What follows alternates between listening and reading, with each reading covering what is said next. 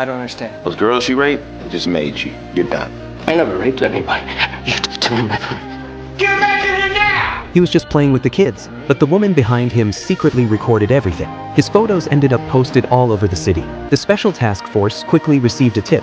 They tracked down Gabriel and brought him in for questioning because he was suspected in over a dozen assaults on women. These crimes didn't just happen in New York. There were many similar cases in other areas too that had gone unsolved for years. His lawyer rushed over and insisted that Gabriel wasn't the type to commit such crimes. He had a happy family and a stable job. However, when the special task force investigated his past whereabouts, they were shocked to discover his timeline matched the crime timelines, and the DNA evidence was a perfect match. All the evidence pointed to Gabriel being the perpetrator, but Nick still had doubts. He went to talk to Gabriel again, hoping to get something out of him.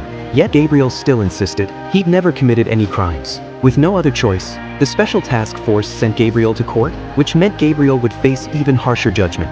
What made him even more desperate was his wife didn't believe him either, and this plunged Gabriel into despair. The trust and love they once shared seemed to crumble in an instant, and this became the final straw that broke him.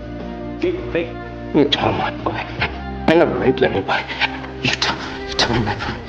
As a father himself, these words hit Nick hard. Fortunately, they resuscitated him in time, and Gabriel survived. Seeing her husband of 15 years in such agony, his once disappointed wife began to waver. If Gabriel really were the criminal, how could he have gone so many years without slipping up? Right then, Nick immediately remembered from the physical evidence the screwdriver the perpetrator had left at the scene.